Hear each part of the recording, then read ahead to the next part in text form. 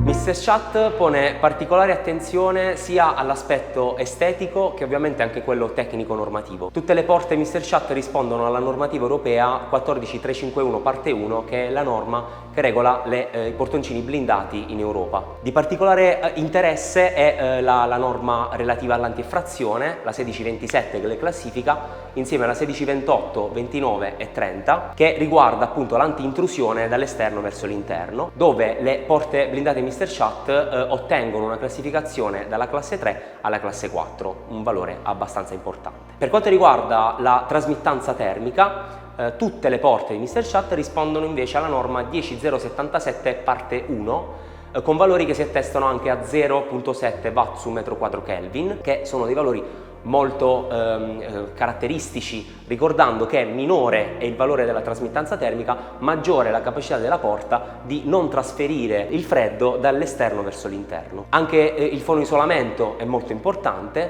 poiché il modello base della Mr. Chat, che la Entry, ottiene un valore di 40 decibel fino ad arrivare con porte più performanti a circa 45 decibel. Non dimentichiamo l'anima green dell'azienda, poiché da poco la Mr. Chat ha ottenuto la certificazione ISO 14001, quindi con un'anima volta verso l'ambiente e quindi verso il green. La Mr. Chat si distingue dai competitor appunto per una serie di plus che hanno le porte di produzione appunto Mr. Chat.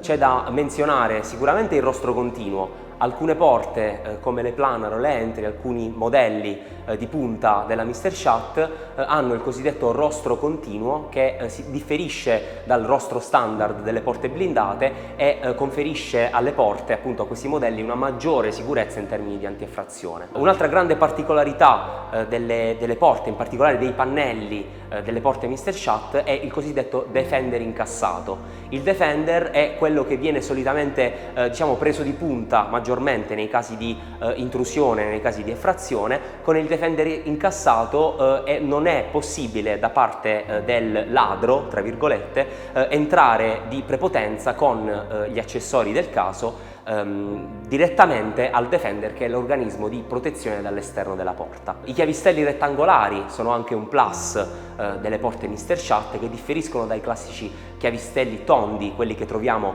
nelle più comuni porte blindate d'Italia ed Europa. Non dimentichiamo la serratura a rostri, che è una serratura che differisce dalle serrature standard, poiché ha una corsa maggiore e un effetto a uncino che va ad aggrapparsi sul telaio, aumentando notevolmente la sicurezza delle porte che la utilizzano.